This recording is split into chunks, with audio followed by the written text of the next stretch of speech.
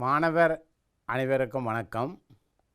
இன்று நாங்கள் குருகுலம் என்ற நிகழ்ச்சியில் கல்வி அமைச்சும் தேசிய கல்வி நிறுவனம் இணைந்து நடத்துகின்ற கற்பித்தல் நடவடிக்கைகளில் நாங்கள் இன்று கற்பிக்க வேண்டிய விடயம் தகட்டோட்ட கொள்கை என்ற பாடத்தினை நாங்கள் விரிவாக நோக்கப் போகின்றோம்.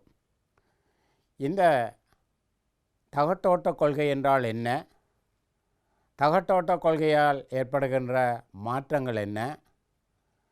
இந்த மாற்றத்தினால் புவி ஒளியறிவியல் தன்மைகளில் ஏற்படுகின்ற தாக்கங்களையும் மாணவர்கள் சரியாக கிரகித்து கொள்வதற்காக இன்று நாங்கள் தகட்டோட்டம் என்றால் என்ன என்பதை விரிவாக நாங்கள் கற்பிக்கப் போகின்றோம். இந்த அடிப்படையில் மாணவர்கள் அவதானிக்க வேண்டும்.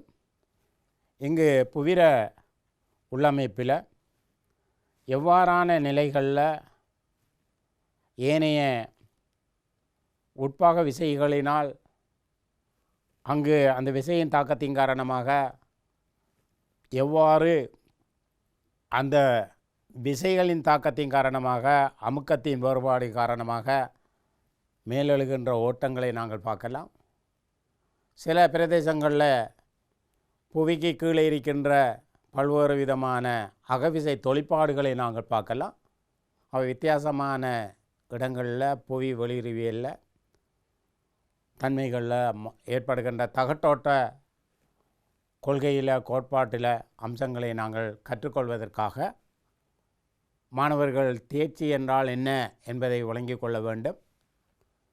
அதாவது பௌதீக நிலத்தோற்றத்தின் செயல்முறைகளை நுணுக்கமாக ஆராய்ந்து நாங்கள் தரைத்தோற்றத்தினால் உணர்கின்ற தன்மையின் செயல்பாடுகளை அவதானிக்க வேண்டும்.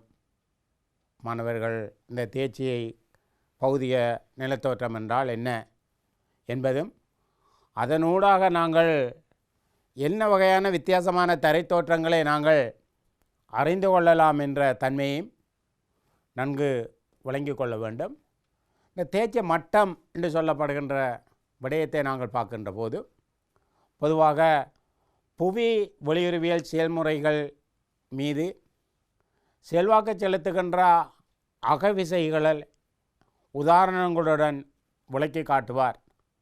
அதாவது இதிலே மாணவர்கள் நன்கு தெளிவாக இருக்க வேண்டும். புவி ஒளியறிவியல் செயல்பாடு, இந்த செயல்பாட்டில் அகவிசைகளால் ஏற்படுகின்ற மாற்றத்தால் ஏற்படுகின்ற தன்மைகளை நாங்கள் பொருத்தமான உதாரணங்களுடன் விளங்கி கொள்ள வேண்டிய அம்சம் காணப்படுகின்றது. அவை கற்ற பெறுபவர்களை அடிப்படையாக வைத்துக்கொண்டு நாங்கள் பார்க்க வேண்டும். அதாவது புவி ஒளியறிவியல் செயல்முறைகளை நாங்கள் விவரிக்க வேண்டும். என்ற வித்தியாசமான புவி ஒளியறிவியல் தோற்றப்பாடுகள் இருக்கின்றது. அதே மாதிரி தகட்டோட்ட அசைவுகளை விளக்கப்படங்களின் உதவியுடன் நாங்கள் விளக்க வேண்டும்.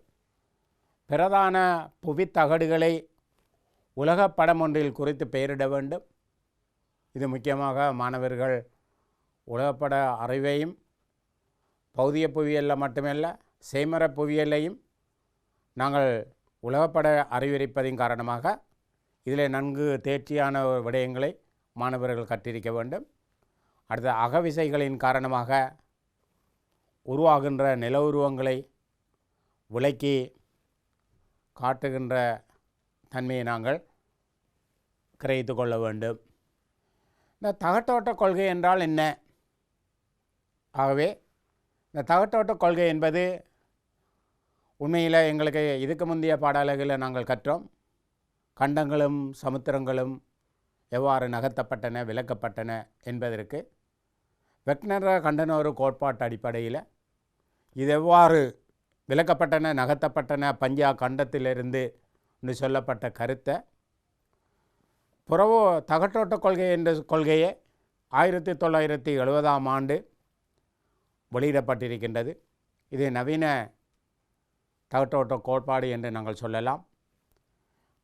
கண்டனறு கொள்கையினதும் சமுத்திர தரை பரவல் கொள்கையினதும் இணைப்பாக உருவாக்கப்பட்ட கோட்பாடாக இது காணப்படுகின்றது. அதாவது கண்டங்களும் சமுத்திரங்களும் எவ்வாறான நிலைகளில் அமைந்து காணப்படுகின்றது என்ற அடிப்படையான தன்மையை நாங்கள் இந்த பாடத்திலிருந்து தெளிவாக கற்க வேண்டியிருக்கின்றது. ஆகவே தகட்டோட்ட கொள்கையில் எங்களோட கற்கோளம் என்று சொல்லப்படுகின்ற பாடலக முன்னர் பாடத்திலிருந்து நாங்கள் கற்றுக்கொண்டோம். அவை கண்டத்துக்கேற்ப தொடர்ச்சியாக அங்கு காணப்படுகின்ற நகரும் தகடுகளை கொண்டிருக்கின்றது. அதாவது கண்ட ஓடானது வருடத்துக்கு 1.2 அங்குலம் நகருண்ட தன்மையை கொண்டு காணப்படுகின்றது என்ன எங்களுக்கு தெரியும். கண்டோற்ற அடர்த்தியை நாங்கள் இதுக்கு முன்ன பாடத்தில் கற்றுக்கொண்டோம். அடர்த்தி குறைந்த நிலையில் அகவிசை தாக்கத்தின் காரணமாக இந்த கண்டோடுகள் நகர்த்தப்படுகின்ற தன்மையை நாங்கள் எடுத்து அவதானிக்கலாம். ஆகவே புவிர மேற்பரப்பில் இருந்து ஏறத்தாழ 100 கிலோமீட்டர் வரையிலான தடிப்பை கொண்டதாக இந்த கவச தகடுகள் அமைந்திருக்கின்றது. ஆகவே இந்த தகடுகளுக்கு இடையிலான உடைவுகள் தகட்டு எல்லைகள் காணப்படுகின்றன. உண்மையில் ஒவ்வொரு கண்டங்களில் எல்லைகளும் அங்கு காணப்படுகின்ற அம்சங்களை பொறுத்து சில தகடுகள் முற்றாக சமுத்திர தகடுகளாக இருக்கின்றது.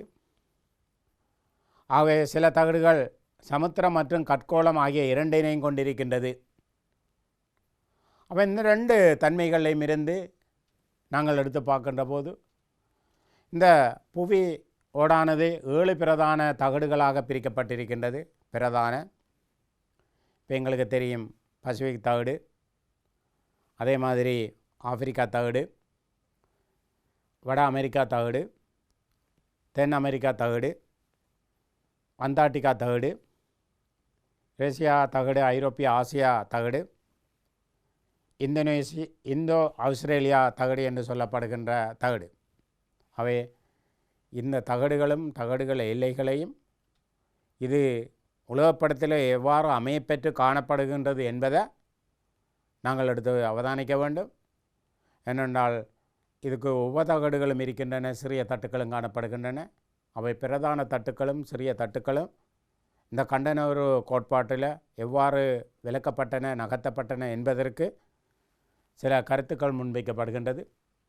அவை இந்த அடிப்படையில் மாணவர்கள் சரியான இடத்தை நாங்கள் பாருங்கள். இங்கே நாங்கள் காட்டப்படுகின்ற இடம் இந்தோ ஆஸ்திரேலியா தட்டு காணப்படுகின்ற தட்டு அந்த எல்லை காணப்படுகின்றது. அதே மாதிரி அந்தார்டிகா தட்டை பாருங்கள். ஆப்பிரிக்கா தட்டு, தென் அமெரிக்கா தட்டு, பசிபிக் தட்டு, வட அமெரிக்கா தட்டு, யுரேசியன் தகடு என்று சொல்லப்படுகின்ற அம்சங்களை நாங்கள் எடுத்து பார்த்தால்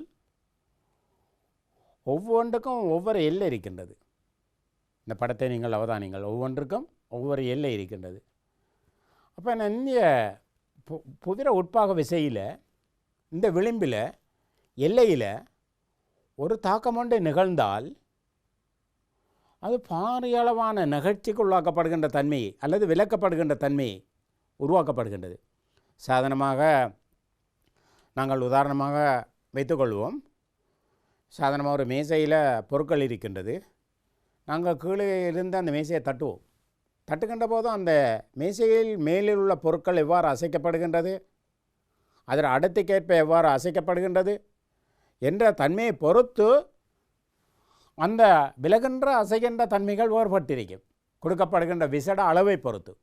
அவை புதிர உள்ளமைப்பில் இருந்து வருகின்ற விசைகள் எவ்வளோ வேகத்தில் என்ன வகையான பாறைகளை உடர்த்து வந்து தாக்கத்தை ஏற்படுத்துகின்றது.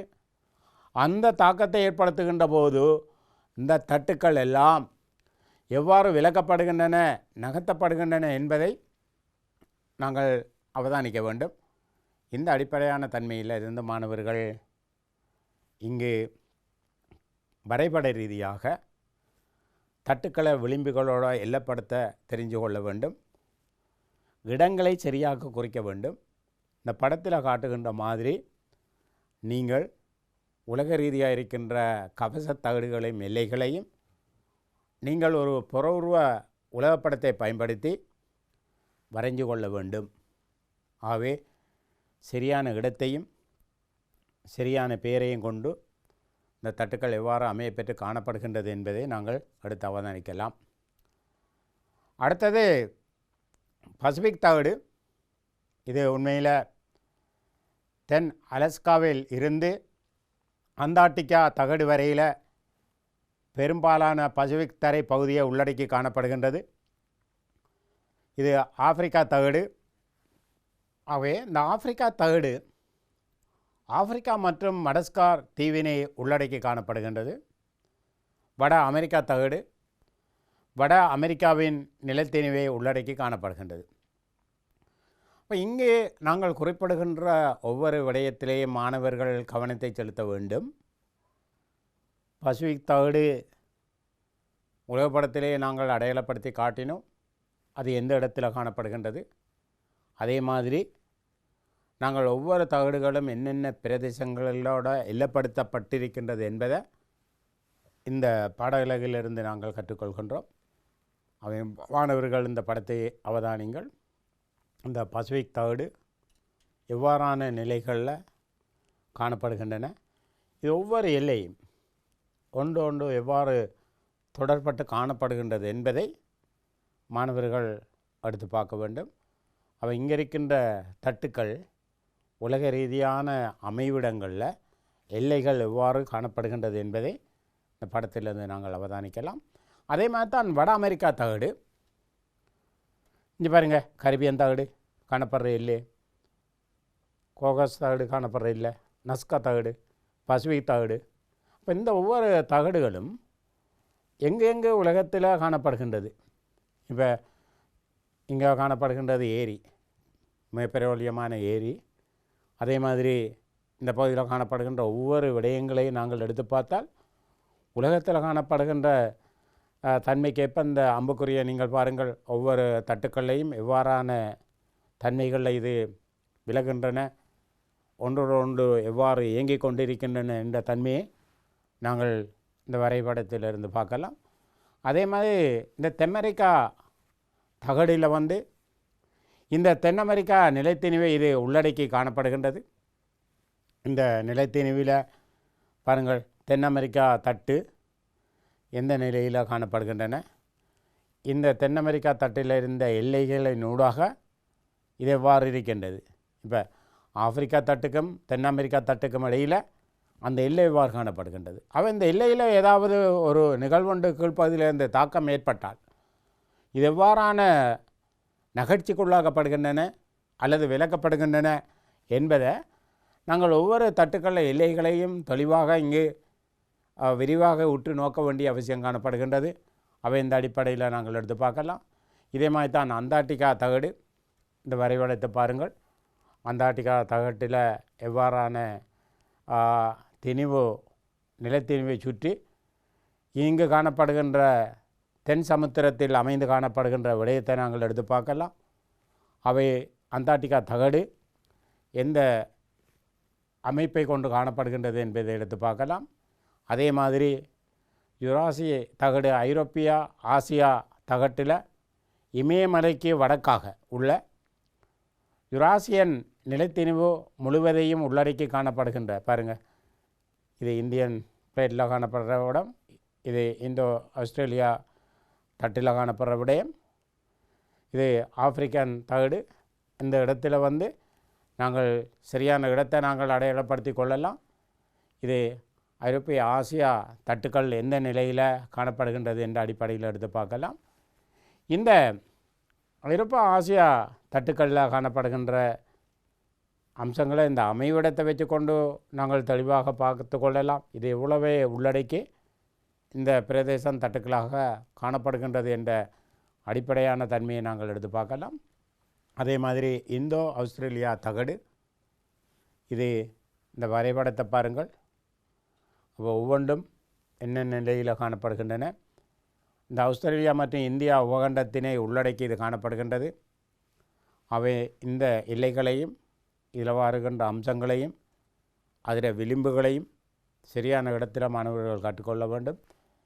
அப்போ சிறிய தகடுகள் இன்றைக்கு நஸ்கா தகடு, கரிபியன் தகடு, நாங்கள் கொகோஸ் தகடு என்ற ரீதியில்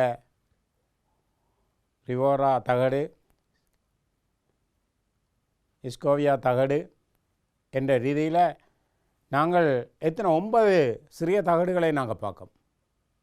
முந்தைய நாங்கள் பிரதான தகடு எத்தனை படித்தோம்? 7 படித்தோம்.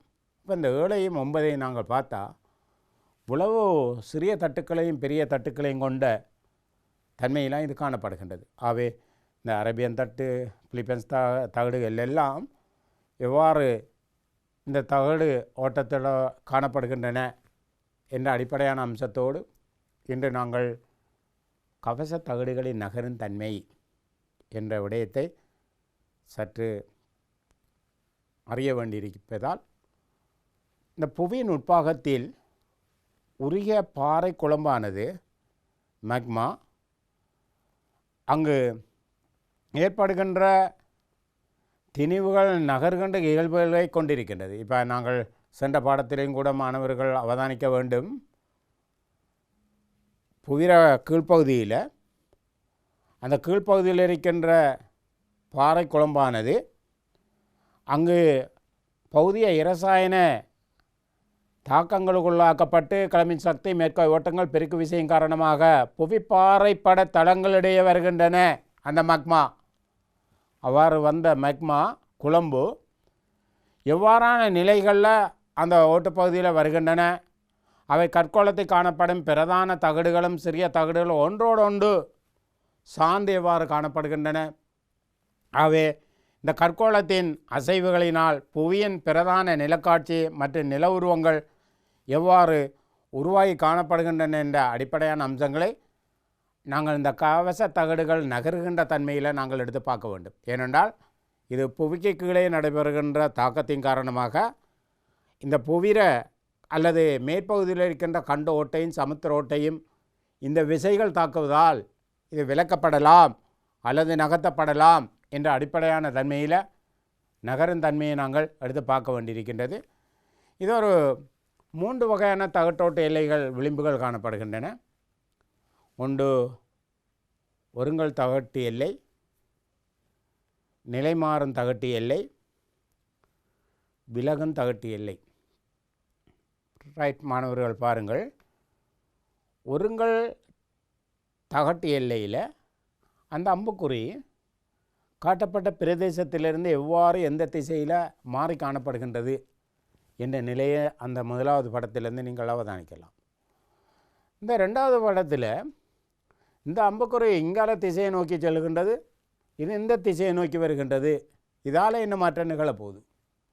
3வது படத்தில் பாருங்கள், விலகன் தகடில் இது இங்கால திசையை நோக்கி இது இந்த திசையை நோக்கி ரெண்டும் ஒவ்வொரு திசைகளை நோக்கி நகர்றதால் இந்த பிரதேசம் எவ்வாறு மாற்றங்களுக்குள் ஆக்கப்படுது. சாதாரணமான நிலையிலேயே நீங்கள் பாருங்கள், ஒரு பொருள் ஒன்றொன்று அமுக்கப்படுகின்ற போது எப்படியான நிலையை தோற்றுவிக்குது, அதே மாதிரி ஒரு பொருள் இங்கால உண்டை நாங்கள் மாற்றுகின்ற போது இது எவ்வாறு மாறுது வடிவம். அதே மாதிரி இந்த விலகின்ற தன்மையை பாருங்கள், இது 2 பிரிகின்றது. அந்த நேரம் எவ்வாறான தன்மையில் இது மாற்றங்களுக்குள்ளாகப்படுது. இப்போ இங்கே படுற சொல்லுக்கேற்ப இந்த வசனத்தை தெளிவாக விளங்கிக் கொள்ள வேண்டும். ஒருங்குகின்ற தகட்டு எல்லைகளால் ஏற்படுகின்ற மாற்றங்கள் என்ன, அதே மாதிரி நிலைமாறுகின்ற தகடுகள் எல்லையில் ஏற்படுகின்ற மாற்றங்கள் என்ன, விலகின்ற தகடுகளால் ஏற்படுகின்ற எல்லைகளில் மாற்றங்கள் என்ன என்பதை தரப்படுகின்ற படத்துக்கேற்ப வசனத்துக்கேற்ப மாணவர்கள் தெளிவாக விளங்கினால் இலவாக இதனை கிரகித்து கொள்ளலாம். அப்போ இந்த அடிப்படையில் சாதாரணமாக நாங்கள் முதலாவது பார்த்த விடயம் என்னென்றால் ஒருங்குகின்ற எல்லை. இந்த ஒருங்குகின்ற எல்லைகள் என்று சொல்லப்படுகின்ற போது புவியின் மையத்தில் ஏற்படுகின்ற அகவிசை காரணமாக 2 கவசத்தகடுகள் ஒன்றை ஒன்று நோக்கி நெருங்குவதால் ஒருங்குவதால் இந்த நெருங்குதலையே ஒருங்குதல் தகடு என்று நாங்கள் சொல்கின்றோம். ஆகவே உலகில் பெரும்பாலான அகழிகள், அதே மாதிரி எரிமலைகள் மற்றும் புவிநடுக்க வலயங்கள் வெள்ளையில் காணப்படுகின்றன. உலகத்தில் காணப்படுகின்ற அகழிகள் பெரும்பான்மையான அகழிகள், அதே மாதிரி எரிமலை புவிநடுக்க வலயங்கள், அதே மாதிரி இந்த எல்லையில் காணப்படுகிற ஒருங்கும் எல்லையானது 3 வகையாக வகைப்படுத்தப்படுகின்றது. அந்த 3 வகையையும் நாங்கள் எடுத்து பார்க்கலாம். பாருங்கள், இப்போ இந்த பிரதேசத்தில் இருக்கின்ற பொருளும் அந்த பிரதேசத்தில் இருக்கின்ற அடையல் பாறை பொருட்களும் இந்த படத்தை நீங்கள் அவதானிக்கலாம். ரெண்டும் ஒன்றை ஒன்று நோக்கி மோதுகின்ற போது இதுக்கு போகிற பாட அலகுகளை நாங்கள் கற்பிக்க போகின்றோம். இந்த அகவிசை தொழிற்பாட்டால் எவ்வாறு மடிப்பு மலைகள் தோற்றம் பெற்றன, இதில் ஒரு பகுதி தான் இந்த ரெண்டும் ஒருங்கப்படுகின்ற போது 2 விசைகளோட தன்மைக்கு ஏற்ப இது இப்படி ரெண்டும் இது பண்ண போகிற இன்னும் வார மலைப்பிரதேசங்கள், இந்த மடிப்பு மலைகள், இளம் மடிப்பு மலைகள் எவ்வாறு தோற்றம் பெற்றன என்பதை இந்த படத்திற்கு ஏற்ற விதமாக நாங்கள் எடுத்து அவதானிக்கலாம். அடுத்தது, இந்த கண்ட தகடுகளும் கண்ட தகடுகளில் ஒருங்குகின்ற தன்மையை நாங்கள் எடுத்து பார்க்கின்ற போது, அதாவது 2 கண்ட தகடுகள் ஒன்றை ஒன்று நோக்கி ஒருங்குகின்ற போது மடிப்புக்குள்ளாகின்றன. அவ்வேளையில் அவற்றின் மீது அடையல்கள் படிவுகள் இன்றைக்கு செய்யப்பட்டு மலைகள் தோற்றம் பெறுகின்றன. உதாரணமாக அடையல் பாறைகள் இருந்தால் ஒரு 2 பரப்பையும் நாங்கள் சாதாரணமாக மண் குவியலாக இருந்தால் கூட 2 பரப்பை நாங்கள் 2 கையாலே அமுக்கின்ற போது அது மடிக்கப்படுகின்றன மாதிரி இங்கே என்ன நடக்குது என்றால், அது ஒருங்குதலுக்கு உள்ளாக்கப்படுகின்ற போது இந்த அடையல்கள் பதிவு செய்யப்பட்ட மலைகளில் தோற்றத்தை பெறுகின்றன. உதாரணமாக இந்தியா ஆஸ்திரேலியா கவசத்தகடும் ஐரோப்பிய ஆசிய கவசத்தகடும் ஒருங்கியதன் விளைவாகத்தான் இமயமலை தோற்றம் பெற்றன. இப்போ நாங்கள் இதுக்கு முந்தைய பாடத்தில் என்ன படித்தோம்? கண்ட நகர்வு தோற்றத்தில் சாதாரணமாக ஒரு பஞ்சா கண்டம் இருந்து வடபாகம் அங்கலாந்து என்றும் தென்பாகம் கொண்டுவானாந்து என்றும் மேற்காக கிழக்காக வடக்காக அங்கு ஏற்பட்ட ஒருங்கல் தன்மைகள் ஏற்படுவதன் காரணமாக அங்கே இருந்த அடையல் பாறைகள் இந்த 2 அமுக்கத்தின் காரணமாக மடிக்கப்பட்டதின் காரணமாகத்தான் உலகத்தில் இளம் மடிப்பு மலைகள் தோற்றம் பெற்றிருக்கின்றன. இமயமலை அவ்வாறான தன்மைகள் தோற்றம் பெறுவதற்கு இந்த தாக்கங்கள் ஒரு காரணமாக இருக்கின்றது.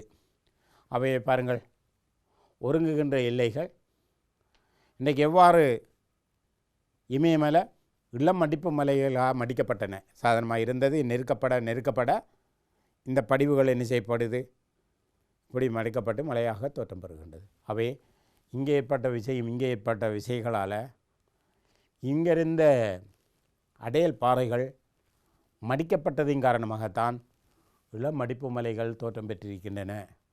அவை உலகத்தில் மிக உயர்ந்த மலை. அவை அவ்வாறான நிகழ்ச்சி தான் இந்த கண்ட நிகழ்ச்சிக்குள்ளாக்கப்படுகின்ற போது தோற்றம் பெற்றிருக்கின்றன என்ற கருத்துக்களை நாங்கள் எடுத்து அவதானிக்கலாம். ஆகவே இன்றைக்கு நாங்கள் சமுத்திர தகடும் என்ன ஒருங்குதல், அப்போ இங்கே நாங்கள் பார்க்க வேண்டியது விடயத்தை தெளிவாக விளங்கி கொள்ள வேணும். கண்டோடும் இன்னொரு இடத்தை நாங்கள் பார்க்கலாம், சமுத்திரோடும் கண்டோடும். அப்போ நான் இப்போ பார்க்குறது சமுத்திர தகடும். அப்போ சமுத்திர தகடும் ஒருங்கல் நிலையை அடைக்கின்ற போது இந்த 2 சமுத்திர தகடுகள் ஒன்றை ஒன்று நோக்கி ஒன்று ஒருங்குகின்ற போது அவை கீழ் நோக்கி மடிக்கப்படுகின்றன. இதை நாங்கள் அடுத்த பாடத்தில் படிப்போம். ஏன்னா மடிப்பு மலைகள் என்று படிக்கக்குள்ள இது எவ்வாறு நெருக்கப்பட்டு மடிக்கப்படுகின்றன. அவை இதன் போது ஏற்படுகின்ற இடைவெளியின் ஊடாகத்தான் பாறை குழம்பானது மக்மா புவியின் உட்பகுதியிலிருந்து வெளியேற்றப்படுவதனால் எரிமலை தோற்றுவிக்கப்படுகின்றது. இதனை நாங்கள் அடுத்த பாடத்தில் படிக்கப் போகின்றோம். எரிமலையோட தோற்ற அம்சங்கள் எவ்வாறு காணப்படுகின்றது.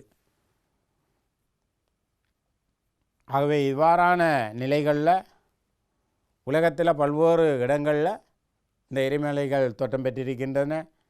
ஜப்பானிய தீவு கூட்டத்தில் கூட இதனை நாங்கள் அவதானிக்கலாம். இப்போ சமுத்திரோடு அடுத்தது சமுத்திரோடு ஒருங்குறது நிலை. இந்த படம் மிக முக்கியமான ஒரு அம்சம். இப்போ எங்களுக்கு தெரியும் கண்டோடு இந்த இடத்துல இருக்கு, சமுத்திரோடு அந்த இடத்துல இருக்கு. இப்போ இங்கால சமுத்திரோடு இங்கால கண்டோடு, அதில் கீழ்ப்பகுதி எங்களுக்கு தெரியும் மூடிப்பகுதி மையப்பகுதி என்று சொல்கிறோம். அவை இது கற்கோளம், இது மென்பாறைக்கோளம். அவை இங்கே பாருங்கள், இப்போ இதுக்குள்ளே இருக்கின்ற இந்த உட்பாக விசை இங்கே தாக்கப்படுவதன் காரணமாக இந்த சமுத்திரோடும் ஒருங்கல் நிலையை அடைவதன் காரணமாக அங்கே ஏற்படுகின்ற மாற்றத்தை இந்த விளக்கப்படத்தின் ஊடாக இது எவ்வாறு வருகின்றது என்பதை நாங்கள் அடுத்து அவதானிக்கலாம். ஆகவே இது 2 சமுத்திர ஓடுகளும் இங்கு தாக்கப்படுகின்ற அம்சங்களை வைத்துக்கொண்டு நாங்கள் எடுத்து பார்க்கலாம். இதைத்தான் நாங்கள் பசிபிக் சமுத்திரத்திர தன்மையை வைத்துக்கொண்டு நாங்கள் பார்க்கின்றோம். அப்போ இந்த எல்லையை நாங்கள் எடுத்து பார்க்கலாம். இந்த எல்லையில் இருந்து சாதாரணமாக மாணவர்கள் சிந்திக்கின்ற போது இந்த ஒவ்வொரு நிலப்பரப்பும் ஒவ்வொரு விதமான அம்சத்தோடு காணப்படுகின்ற தன்மையோடு இருக்கின்றது. கண்ட ஒழுங்குகள் ஒரு வித்தியாசமான தன்மையில் இருக்கின்றது. இப்போ அங்கு நடைபெறுகின்ற ஓடுகள் அந்த தன்மைகள் எல்லாம் கவச தடுகள் எல்லாம் வேறுபட்டிருக்கின்றது. அவை எந்த அடிப்படையான தன்மைகள்லாம் இந்த பசிபிக் சமுத்திர தன்மைகளில் கண்ட தகடும் சமுத்திர தகடும் ஒருங்குதல் எவ்வாறு நிகழ்கின்றன. அவை இந்த நிலைகளில் இருந்து நாங்கள் கண்ட தகடும் சமுத்திர தகடும் ஒன்றை நோக்கி ஒருங்குகின்ற போது அடர்த்தி குறைந்த கண்ட தகட்டின் கீழ் அடர்த்தி கூடிய சமுத்திர தகடு கீழிறங்குகின்றது. இந்த நேரம் அகழிகள் தோற்றம் பெறுகின்றன. இப்போ உலகத்தில் அகழிகள் எவ்வாறு தோற்றம் பெற்றன, மடிப்பு மலைகள் எவ்வாறு தோற்றம் பெற்றன, இவ்வாறு ஏற்படுகின்ற செயல்பாட்டின் காரணமாக உலகத்தில் என்ன வகையான தன்மைகள் தோற்றம் பெற்றன என்பதை உதாரணம் ரீதியாக நாங்கள் எடுத்து நோக்கலாம். உதாரணமாக பசிபிக் கவச தகடும் நாங்கள் அமெரிக்கா கவச தகடும் ஒன்றை நோக்கி நெருங்குவதால் அமெரிக்கா தகட்டின் கீழ் பசிபிக் தகடு கீழிறங்கிய தன்மையை காணப்படுவதை நாங்கள் எடுத்து அவதானிக்கலாம். ஆகவே இந்த சமுத்திரோடும் கண்ட ஓடும் இங்கே நாங்கள் எடுத்து அவதானிக்கலாம். இப்போ இந்த முந்தி நாங்கள் பார்த்தது சமுத்திரோடும் இப்போ நாங்கள் பார்ப்பது சமுத்திர ஓட்டோட கண்ட ஓடு ஒருங்குகின்றன. மாணவர்கள் வித்தியாசமான நிலையில் கிரகித்து கொள்ளக்கூடாது. நான் மாணவர்களுக்கு தெளிவாக சொல்லிக்கொள்ளலாம். எங்களுக்கு தெரியும், ஆரம்ப பாடத்தில் நாங்கள் படித்தோம் கண்டங்கள் சமுத்திரங்கள், அதில் அமைவிடங்களை நாங்கள் படித்தோம். இப்போ உட்பாக விசை அகவிசையோட தாக்கம் ஒரு அடர்த்தி குறைந்த கண்ட ஓட்டிலையும் அதை விட அடர்த்தி கூடியது சமுத்திர ஓடு. இந்த விசைகள் எவ்வாறு தாக்கங்களுக்கு உள்ளாக்கப்படுகின்றது இப்போ நீங்கள் உதாரணமாக சொல்லலாமே. இப்போ உங்களுக்கு இலங்கையில் இருக்கிற மாணவர்களை பொறுத்த அளவில் எங்களுக்கு அனுபவம் ஒரு சுனாமி ரீதியான ஏற்பட்ட தாக்கம் அனுபவம். ஆனால் உலகத்தில் இருக்கின்ற இடங்களில் இருக்கின்ற பிரதேசங்களை பார்த்தால் அடிக்கடி இன்றைக்கி புவி நடுக்க அலைகளால் ஏற்படுற தாக்கங்கள் இருக்கின்றது. ஆனால் அதே நிமிடம் இந்த தட்டுக்கள் பல்வேறு உட்பாக விசையின் காரணமாக நகர்த்தப்படலாம் அல்லது விலக்கப்படலாம் என்ற விடயங்கள் நிகழ்ந்து கொண்டிருக்கின்றது. இந்த அடிப்படையில் இந்த சமுத்திர ஓடு இங்கே இருக்கின்றது, கண்ட ஓடு இங்கே இருக்கின்றது. அப்போ இந்த 2 ஓடும் இங்கே ஏற்பட்ட விசையின் தாக்கத்தின் காரணமாக ஒருங்கல் தன்மையை அடைகின்றன. இதன் காரணமாக என்ன நடக்குது, இந்த 2 கண்ட ஓடும் சமுத்திர ஓடும் இங்கே ஒருங்கல் தன்மையால் மாற்றத்துக்கு உள்ளாக்கப்படுகின்ற தன்மையை நாங்கள் இந்த பாடத்திலிருந்து கற்றுக்கொள்ளலாம். ஆகவே இன்றைக்கு எங்களுக்கு உலகத்தில் மிக கூடிய அகழி எது, ஆலங்குடியின் அகழி. உதாரணமாக மரியானா அகழி எங்களுக்கு தெரியும் 11,455 மீட்டர், உலகில் மிக ஆழமான அகழி. இன்றைக்கி நாங்கள் எடுத்து பார்க்கும் பொதுவாக வேறு சில இல்லை 5,900 கிலோமீட்டர் உலகம் நீளமான அகழி இருக்கின்றது. அவை இவ்வாறு காணப்படுகின்ற அகழிகள் எல்லாம் ஏன் தோற்றம் பெற்றிருக்கின்றது? உலகத்தில் ஆகக்கூடிய உயர்ந்த மலை ஏன் தோற்றம் பெற்றிருக்கின்றது என்ற விடயங்களையெல்லாம் நாங்கள் எடுத்து நோக்குகின்ற போது ஒருங்குகின்ற எல்லையில் நிலநடுக்கம் ஏற்படுகின்ற தன்மையை நாங்கள் எடுத்து பார்க்கலாம். ஆகவே இந்த ஒருங்குகின்ற எல்லைகளில் நிலநடுக்கம் ஏற்படுகின்ற போது அங்கு என்ன செய்கின்றது பாருங்கள், ரெண்டு பக்கம் இது பண்ணுகின்ற போது அந்த நிலநடுக்கத்தால் எவ்வாறான தாக்கங்களுக்கு உள்ளாக்கப்படுகிறது இந்த படம் காட்டுகின்றது. அவை இந்த அடிப்படையான தன்மையை வைத்துக்கொண்டு இந்த நிலநடுக்கம் ஏற்படுவதை நாங்கள் எடுத்து பார்க்கலாம். அடுத்ததாக நிலைமாறும் எல்லைகள். இந்த நிலைமாறும் எல்லைகள் என்று சொல்கின்ற போது இரண்டு கவசத்தகடுகள் ஒன்றிலிருந்து ஒன்று விலகாமலும் ஒன்றை நோக்கி ஒன்று ஒருங்காமலும் பக்க திசைகளில் உராய்ந்து கொண்டு நகர்வதை குறிக்கின்றது. இவ்வாறு கவசத்தகடுகள் இந்த நிலை மாற்றமடைவதனால் அங்கு தடைகள், மலைகள், குறைகள் என்ற ரீதியில் உருவாக்கமடைகின்றன. ஆகவே இந்த அடிப்படையான ஐக்கிய அமெரிக்காவில் உள்ள மலைத்தொடர்களை நாங்கள் எடுத்து அவதானிக்கலாம். அவை இவ்வாறான நிலைகளில் நிலைமாறும் எல்லையை நாங்கள் பாருங்கள், இது இந்த திசையால் செல்கின்றது, அதுக்கு எதிர் திசையால் அவ்வாறு வருகின்றது. ரெண்டும் நிலை மாறுகின்ற தன்மையில் உருவாக்கப்படுகின்ற போது அங்கே பல வகையான மாற்றங்களை தோற்றுவிக்கின்ற தன்மையில் உருவாக்கப்படுவதை நாங்கள் அடுத்து அவதானிக்கலாம். ஆகவே இதைத்தான் நாங்கள் உலக படத்திலிருந்து இந்த பிரதேசத்தை நாங்கள் அவதானிக்கின்ற போது இந்த பிரதேசத்திலிருந்து எவ்வாறான நிலைக்கு இது தோற்றம் பெற்று காணப்படுகின்றது என்பதை பாருங்கள். மாணவர்களுக்கு இதோடு வருகின்ற விடயங்களும் இதில் வருகின்ற ஒரு இடத்தை நாங்கள் பார்க்கின்ற போது இன்னும் ரெண்டு இடத்தை பார்க்கக்கூடிய சந்தர்ப்பம் கிடைக்கின்றது. அவை உலக ரீதியாக இருக்கின்ற முக்கியமான இடங்களை நாங்கள் கிரகித்து கொள்ளலாம். அவை இந்த அடிப்படையில் நாங்கள் சேரா நெவாடா மலைத்தொடரை பாருங்கள், இது எவ்வாறு அமைய பெற்று காணப்படுகின்றன. அவை இந்த தன்மைகளால் அந்த நிலத்தோற்ற உறுப்புகளானது எவ்வாறு உருவாக்கம் பெற்று காணப்படுகின்றது என்பதைத்தான் இந்த மலைத்தன்மைகள் தோற்றம் பெற்று காணப்படுவதை நாங்கள் அடுத்து அவதானிக்கலாம். அவை மாணவர்கள் இந்த வடிவத்தை எவ்வாறான மலைத்தொடர்கள் இங்கு காணப்படுவதை அவதானிக்க வேண்டும். அடுத்த தன்மையை நாங்கள் எடுத்து பார்க்கலாம். இங்கு மடிப்பு மற்றும் வெடிப்பு என்பனை ஏற்படுகின்ற தன்மையை நாங்கள் எடுத்து பார்க்கலாம். இது எவ்வாறு இதால் உருவாக்கப்படுகின்றன, இந்த மலைகள் எவ்வாறான தன்மைக்கு தோற்றம் பெற்று காணப்படுகின்றது என்பதை நாங்கள் எடுத்து பார்க்கலாம். நாங்கள் புவியியலை பொறுத்தளவில் பட ரீதியான விளக்கத்தோட தெளிவை நாங்கள் பெற்றிருக்கின்ற போது அதனை இலவாக கிரகித்து கொள்ளக்கூடிய வாய்ப்பை நாங்கள் உருவாக்கி கொள்ளலாம். அடுத்த இந்த விலகும் எல்லைகள் நாங்கள் மூன்றாவதாக நாங்கள் எடுத்து பார்க்கின்ற விடயம் பாருங்கள். இந்த திசையில் இது விலகுது, இதில் இப்படி விலகுது. இந்த படத்தை பாருங்கள், இது இப்படி விலகுது. விலகின்ற கவசத்தகடு இந்த மெக்மா எப்படி மேலொழும்பி வருகின்றன, இது எவ்வாறு ரெண்டு தகடுகளும் எவ்வாறு ஒன்றிலிருந்து ஒன்று எவ்வாறு பிரிந்து செல்கின்றன, விலகி செல்கின்றன என்ற தன்மையை இந்த விளக்கப்படம் தெளிவாக காட்டுகின்றது. பாருங்கள், வித்தியாசமான படங்களிலிருந்து வித்தியாசமான தன்மையை நாங்கள் எடுப்போம். இப்போ மாணவர்கள் இந்த படத்தை மட்டும்தான் கீறிப்போட்டு விலகும் தன்மை என்று போட தான் சரி என்று இல்லை, இதையும் நாங்கள் கீறலாம். என்ன இந்த பாருங்கள், இந்த இடத்திலிருந்து மாணவர்கள் இப்படி ஒன்றை கீறி போட்டு இந்த மக்மா இப்படி வருதுன்னு காட்டி இந்த மலைப்பிரதேசங்களில் இருந்து இது எப்படி விலகுவதால் என்ன மாற்றம் நிகழ்ந்திருக்கு. அவை இவ்வாறான தன்மைகளை இந்த கவசத்தகடுகள் ஒன்றிலிருந்து ஒன்று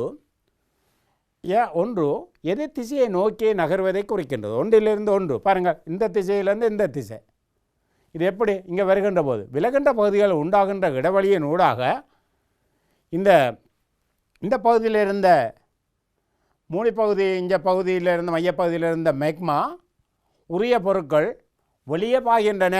இப்போ எங்களுக்கு தெரியும், இங்கே புவியின் உள்பகுதியிலிருந்து இந்த மக்மா பாறைக்குழம்பு புவிப்பாறை படத்தலங்களில் இருக்கின்ற பலவினூடாக வெடிப்பினூடாக மேல்நோக்கி வருகின்றன. நொய்தலான இடத்தினூடாக 10 பேரிட்டு பாயும். அந்த நேரம் இங்கே என்ன செய்யப்படுது, இங்கே ஏற்படுகின்ற தாக்கம், இதனால் சமுத்திர மலைத்தொடர்கள் உருவாகின்றன. அத்திலாந்திய சமுத்திரத்தில் காண்ப எஸ் வடிவ மலைத்தொடர், அதே மாதிரி நாங்கள் அண்டார்டிகா கடலில் மத்திய பகுதியில் காணப்படுகின்ற கண்டங்கள் விரிவடைந்தமையை குறிப்பிடலாம். இதன் அடிப்படையிலே சமுத்திரத்தரை பரவல் கோட்பாடு தகட்டோட்ட கோட்பாடாக இன்றைக்கு விளங்குகின்றது. இப்போ எங்களுக்கு தெரியுது, சமுத்திரத்தில் காணப்படுகின்ற எஸ் வடிவில் தலைகீழான வை வடிவில் எவ்வாறான நிலைகளில் சமுத்திர பாறைத்தொடர்கள் அமையப்பெற்று காணப்படுகின்றது என்ற அடிப்படையான அம்சங்களையும் நாங்கள் எடுத்து பார்க்கலாம். அவை இந்த மக்மா எவ்வாறு பரவல் தன்மையை அடைகின்றன என்ற தன்மையை நாங்கள் எடுத்து பார்க்கலாம். இந்த தன்மை தான் அந்த வரைபடத்தில் காட்டுகின்றது. பாருங்கள், இங்கே தென் அமெரிக்கா இவ்வாறு இருக்கின்றது.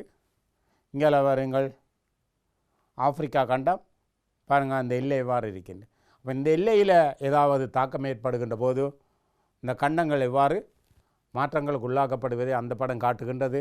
இங்கே வித்தியாசமான படங்களினூடாக நாங்கள் தெளிவாக பெறக்கூடிய வாய்ப்புகள் இருக்கின்றது. ஆகவே இந்த கவசத்தகடுகள் ஒன்றிலிருந்து ஒன்று எதிர் திசையை நோக்கி நகருகின்ற தன்மை பாருங்கள். இந்த இந்த அம்புக்குறி காட்டுது இந்த திசை, அங்கெல்லாம் அந்த திசை காட்டுகின்றது. இந்த 2 திசைகளையும் இங்கே இருக்கிற மெக்மா இந்த மேல் நோக்கி செல்கின்ற தன்மையும் எவ்வாறு காணப்படுகின்றது என்பது, இந்த கவசத்தகடுகள் ஒன்றிலிருந்து ஒன்று எவ்வாறு எதிர் திசையை நோக்கி நகர்ந்து காணப்படுகின்றது என்பதை நாங்கள் எடுத்து பார்க்கலாம்.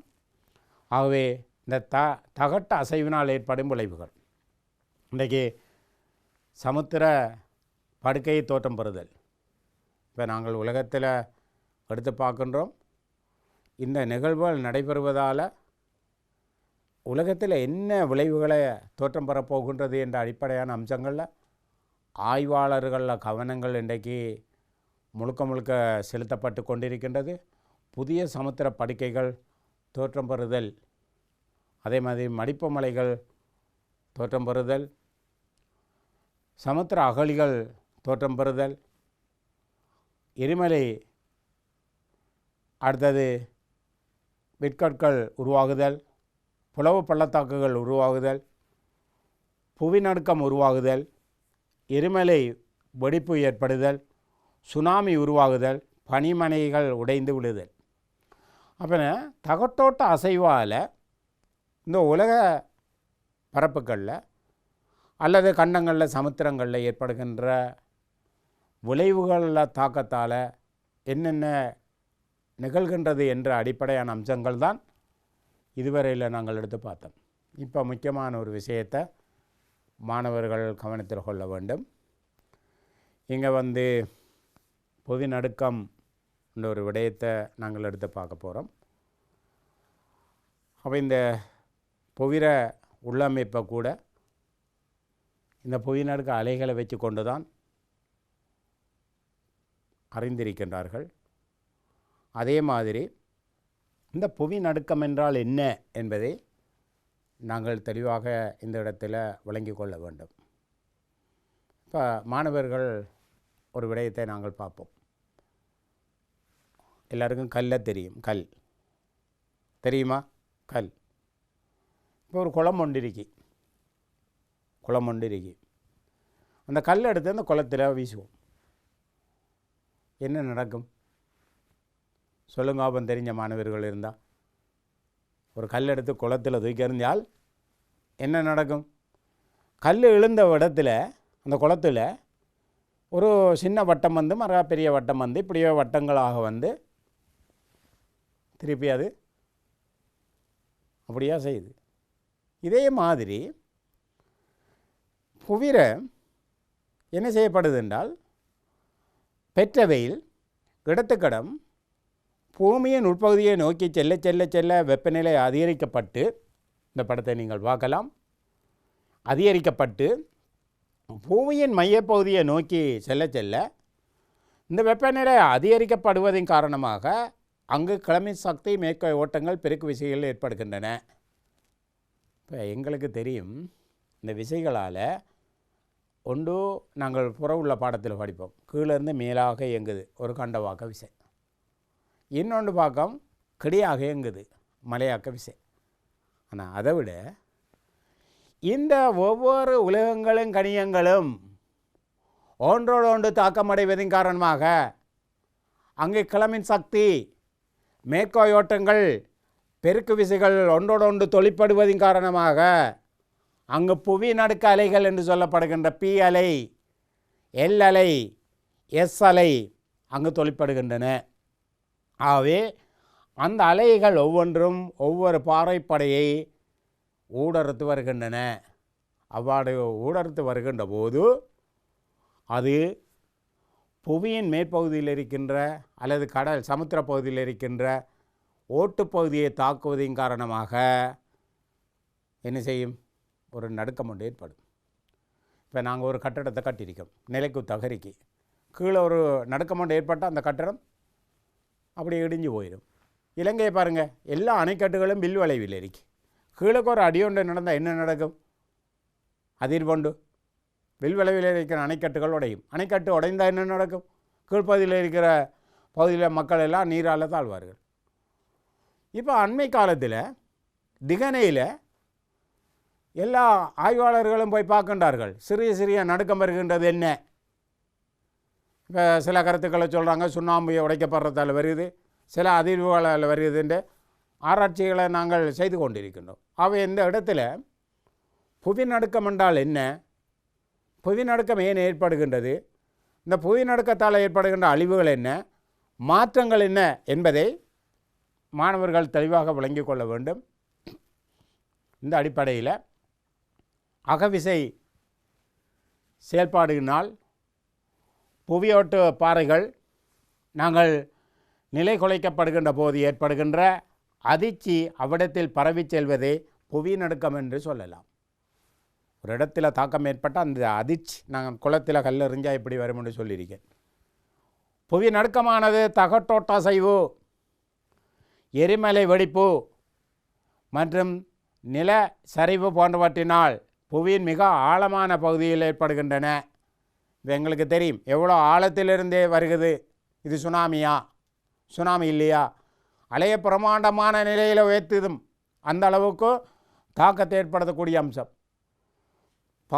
பாறைகள், வீதிகள், கடல் பரப்புகள், கட்டிடங்கள் எல்லாம் அழிக்கக்கூடிய சக்தி மிக்க புவிநடுக்க அலைகள், அது முதன்மை அலைகள் பூமியின் உட்பாக விசையினால் லாவா வெளியேறுகின்ற முன்னரே அல்லது வெளியேறுகின்ற சமயத்திலே புவி நடுக்கம் தோற்றம் பெறுகின்ற அம்சத்திலிருந்து நாங்கள் எடுத்து பார்க்கலாம். பாறைகள் பிளவுபடுவதாலும் பிளவுகள் வழியாக இடப்பெயர்ச்சி அடைவதாலும் புவி நடுக்கம் தோன்றுகின்றன. சுமார் 20 கிலோமீட்டர் ஆழம் வரையில் தோன்றுகின்றன. நிலத்தின் மிக ஆழத்தில் தோன்றுகின்ற புவி நடுக்கங்கள் சுமார் 25 முதல் 70 கிலோமீட்டர் ஆழத்தில் தோன்றுகின்றன. ஆகவே கடல் அடித்தளத்தில் புவி நடுக்கங்கள் தோன்றினால் கடலில் மிகப்பெரிய அலைகள் தோன்றுகின்றன. இவை கடற்கரையை பெரிதும் சேதப்படுத்துகின்றன.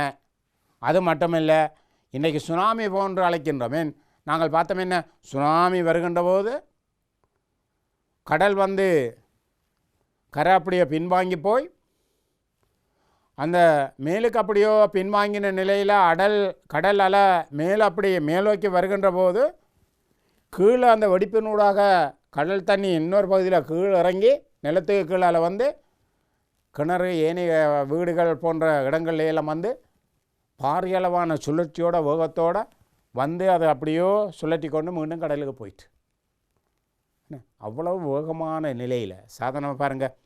நாங்கள் தண்ணியை ஒரு போஸ்ட் பைப்பில் இருந்து படிக்கக்குள்ள 1/2 லிட்டர் பைப்பில் இருந்து அடிக்கிறதுக்கும் பெரிய ஒரு பைப்பால் தண்ணியை நாங்கள் அடிக்கிறதுக்கு இடையில் வித்தியாசம் இருக்கின்றது.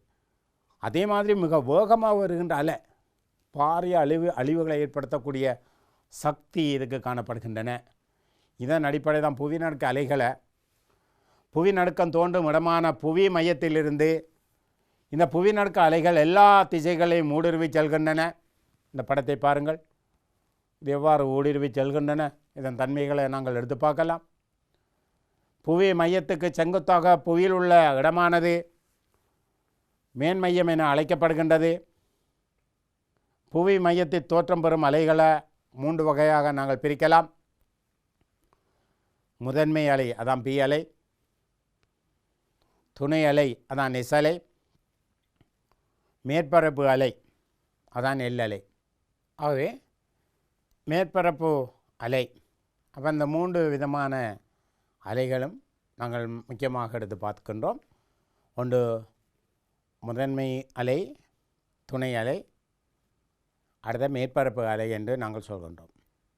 இந்த அலை ஒவ்வொன்றும் தான் ஒவ்வொரு வகையான வேகத்தில் அது செகண்டில் எவ்வளவு கிலோமீட்டரில் அது எவ்வளவு தாக்கத்தை ஏற்படுத்துகின்றது என்பதை நாங்கள் எடுத்து பார்க்கலாம். ஆகவே இந்த பி அலை முதன்மை அலைகள் என்று சொல்லப்படுற அலை, இது பி அலை பாருங்கள் நெடுங்கோட்டு அலைகளாகும். இந்த பாருங்கள் நெடுங்கோட்டு அலைகளாக இது காணப்படுகின்றது. இந்த படத்தை அவதானிக்கலாம். இந்த XY என்று சொல்லப்படுற இடத்துல இது வருகின்ற இந்த இடத்துக்கு இது எவ்வாறு காணப்படுகின்றது. 140 பாகையில் தொய்யும் உட்கோளம் திண்மமாக இருப்பதால் வேகம் 8 கிலோமீட்டருக்கு செகண்டாவது இது இயங்கக்கூடிய தன்மையில் இருக்கும். 8 கிலோமீட்டருக்கு செகண்டில் இயங்குது. இது திண்மம் திரவம் இரண்டையும் ஊடறுத்து செல்லக்கூடிய அலை. அவை இது எவ்வளவு வேகத்தில் இது இயங்குகின்றது, இதன் தன்மைகள் என்ன என்பதை மாணவர்கள் தெளிவாக விளங்கி கொள்ள வேண்டும். இப்போ எங்களோட நாட்டை பொறுத்தளவில் கடலுக்குள்ளே வந்த சுனாமியாலோட தாக்கம்தான் எங்களுக்கு அனுபவத்தை பெற்றிருக்கின்றது. ஆனால் உலக நாடுகளில் இந்த புவிநடுக்க அலைகளில் தாக்கத்தால் பல்வேறு விதமான அழிவுகளையும் தாக்கங்களையும் உலக நாடுகள் சந்திச்சிருக்கின்றது. இந்த தாக்கம் நிகழுமாக இருந்தால் பாரிய அளவான விளைவுகளை நாங்கள் எடுத்து பார்க்கலாம். அவை பி அலை என்று சொல்கின்ற அலை எவ்வளோ தன்மையோடு காணப்படுகின்றன. எஸ் அலை இதை நாங்கள் துணை அலை என்று சொல்லலாம். பாருங்கள், இது அதிர்வு அலையாக காணப்படுகின்றன. இது புவியில் 2900 கிலோமீட்டர் ஆழத்தில் விலகுகின்ற காரணம் இது திரவ நிலையில் 4.5 கிலோமீட்டரில் செகண்டுக்கு இயங்குது. அது மட்டுமல்ல, திண்ம பொருட்களை மட்டும் கடந்து செல்லக்கூடிய வாய்ப்பாக இந்த அலை காணப்படுகின்றது.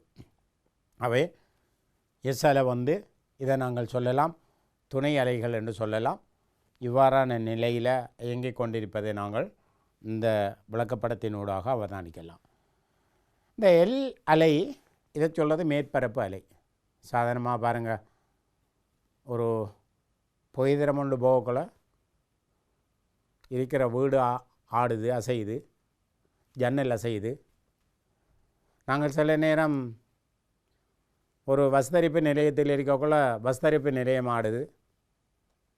சாதாரணமாக பார்ப்போமே, ரோட்டில் கல் அரைக்குது மிஷின், பெரிய இயந்திரம் போய் கல் அரைக்குது.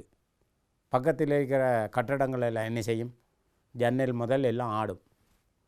அப்போ அந்த குழாயினூடாக அல்லது நீர் வழங்குகிற குழாயினூடாக இந்த அதிர்வு அலைகள் என்ன செய்ய பிரயாணம் செய்யும். அப்போ இந்த அலைகள் சாதாரணமாக புவியோற்ற மேற்பரப்பில் பிரயாணம் செய்யக்கூடிய அலை. இந்த அலைகள் வேகம் குறைந்தது மேற்பரப்பின் ஊடாக மெதுவாக நகர்ந்து செல்லக்கூடிய அலை தான் இது. அப்போ இது பிஎல்லோட தாக்கத்திலேயோ எஸ்எல்லோட தாக்கத்திலேயோ இருக்காது. இது சாதாரணமான நாங்கள் புவியிற மேற்பரப்பில் நடைபெறுகின்ற தாக்கங்களாலேயும் இந்த அலைகள் உடத்து வரக்கூடிய அலைகளாக இந்த எல் அலைகள் காணப்படுகின்றது. இப்போ இந்த புவிநடுக்கங்கள் ஏற்படுவதற்கான காரணங்கள், இப்போ இந்த புவிநடுக்கத்தை வச்சு கொண்டு தான் உண்மையில் இந்த அலை நாங்கள் முந்தி படித்த தகட்டோட்ட எல்லையில் தாக்கம் ஏற்பாடுமாக இருந்தால் கண்டத்தையும் நகர்த்தும், சமுத்திரத்தையும் நகர்த்தும். அந்த அளவுக்கு நகர்த்தக்கூடிய திறன் இந்த அலைக்கு இருக்கின்றது. அது மட்டுமல்ல, இந்த அலைட இதில் பிரமாண்டமான அலையை தோற்றுவிக்கும், கடலுக்குள்ளேயும் தோற்றுவிக்கக்கூடிய திறன் இருக்கின்றது. ஆகவே இந்த புவித்தகடு நகர்வு, அடுத்த புதிதாக உருவாக்கப்படும் குறைகள், எரிமலை வெடிப்புகள், மக்மா நகர்வு, பாரிய நிலச்சரிவு, அதே மாதிரி விண்கற்களின் தாக்கம், அணுகுண்டு பரிசோதனை, இன்றைக்கு பாரிய நீர்த்தேக்கங்கள் அமைத்தல். இப்போ எல்லா அபிவிருத்தி நடவடிக்கை எல்லா தேவைக்கும் நாங்கள் இந்த நிலத்தில் பயன்படுத்தப்படுகின்ற போது இங்கு ஏற்படுகின்ற தாக்கங்கள் மட்டுமல்ல, இந்த புவியின் உட்பாக விசைகளால் ஏற்படுகின்ற தாக்கத்தால் இந்த பிஅலை எல்அலை எஸ்அலை இதனால் ஏற்படுகின்ற தாக்கம் இன்றைக்கு அதிகமாக காணப்படுவதை நாங்கள் எடுத்து அவதானிக்கலாம்.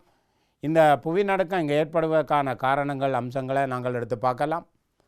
புவிநடுக்கங்கள் குவிமைய ஆழத்தின் அடிப்படையில் நாங்கள் 3 வகையாக எடுத்து நோக்கலாம். ஆழமற்ற புவிநடுக்கங்கள், இது புவிநடுக்கங்கள் 60-70 கிலோமீட்டருக்கு குறைவான ஆழத்தில் தோன்றக்கூடியது. சமுத்திர புவிநடுக்கங்கள் காணப்படுகின்றது, இது 60 தொடக்கம் அல்லது 300 கிலோமீட்டர் இடைப்பட்ட ஆழத்தில் ஏற்படக்கூடியது.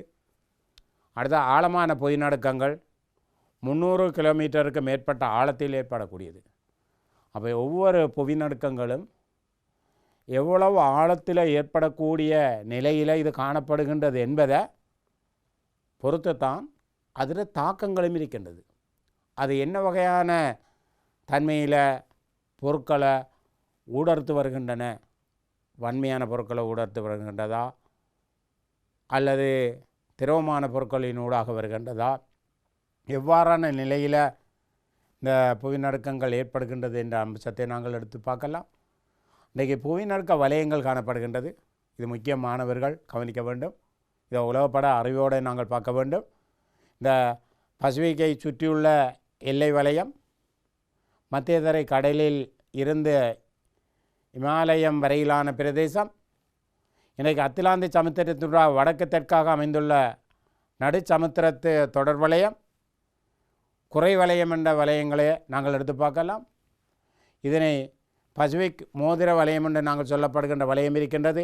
புவிநடுக்கம் 70% அதிகமானவை உலகில் காணப்பட இந்த கண்ட விளிம்புகள் பகுதிகளில் அமைய பெற்றிருப்பது பசிபிக் சமுத்திரத்தின் பகுதிகளாக காணப்படுகின்றது. அது பசிபிக் நெருப்பு வலயம் என்று நாங்கள் அழைக்கலாம். அவை நீங்கள் பாருங்கள், பசிபிக் நெருப்பு வலயம் இவ்வாறு தான் அமைய பெற்று காணப்படும். அவை இந்த வலயத்தில் தொடர்ச்சியாக இவ்வாறான நிகழ்வுகளை நாங்கள் அவதானிக்கக்கூடியதாக இருக்க மாணவர்கள் இந்த இலைகளை தெளிவாக நீங்கள் அறிந்திருக்க வேண்டும். அடுத்தது, புவிநடுக்கங்கள் பெரும்பாலான தகட்டு எல்லைகளில் அமைந்துள்ள குறைகளில் ஏற்படுகின்றன. விலகல் தகட்டு எல்லைகளில் அதிர்வு தன்மைகள் இது மத்திய சமுத்திர தொடர்களில் காணப்படுகின்றன. இங்கு நடுக்கத்தன்மையானது பெரும்பாலும் மேற்பகுதியில் ஏற்படுகின்றது. இது சாதாரண குறைகள், நாங்கள் அடுத்த பாடத்தில் படிப்போம். கிடைக்குறைகள், இந்த குறைகள் ஏன் ஏற்படுகின்றன? இந்த புவிநடுக்கத்தின் தாக்கத்தின் காரணமாக இது எவ்வாறு ஒருங்கல் தட்டு எல்லைகளில் அதிர்வு தன்மையை ஏற்படுத்துகின்றன. இங்கு கீழ் நோக்கி செல்லும் தகடு, அதற்கு மேலாக செல்லும் தகடு, புதையுண்டு போகும் நிலையில் மற்றைய தகடு, அதற்கு மேலாக செல்லும் நிலை காணப்படுகின்றது. இவ்விரண்டுக்கும் இடையில் உதைப்பு குறை உருவாகின்றன. அவை இக்குறைகளின் முறிவினால் அனர்த்தங்கள் ஏற்படுகின்றன. அவை புவிநடுக்கத்தால் ஏற்படும் விளைவுகளில் உயிரிழப்பு ஏற்படுதல், நீரழிந்த பகுதிகளில் அணைக்கட்டுகள் உடைக்கப்படுதல், வெள்ளப்பெருக்கு ஏற்படுதல், சுனாமி அனர்த்தங்கள் ஏற்படுதல், தீ விபத்து உண்டாகுதல், பொருளாதார செயல்பாடுகள் பாதிக்கப்படுதல், சமூக உட்கட்டமைப்பு வசதிகளில் பாதிப்புக்கு ஏற்படுதல். இன்றைக்கு நாங்கள் புவிநடுக்க தாக்கங்களை இழிவாக்குவதற்காக புவிநடுக்க அவதான முறைகளை கொள்ளலாம். மக்களுக்கு விழிப்புணர்வை ஏற்படுத்தி கொள்ளலாம். சதுப்பு நிலங்கள் நிரப்புவதை தடுத்தல், சமுத்திர ஆய்வுகளை விரிவுபடுத்துதல், மாநில நடவடிக்கைகளை கட்டுப்படுத்தல். ஆகவே பாருங்கள் மாணவர்கள், கட்டுரை போட்டிகள், மாணவர்களிடம் இருக்கின்ற நாடகங்கள், தன்மைகள் ஊடாக மக்களுக்கு விழிப்புணர்வை ஊற்றக்கூடிய நிகழ்வுகளை நாங்கள் ஏற்படுத்தி கொள்ள வேண்டும்.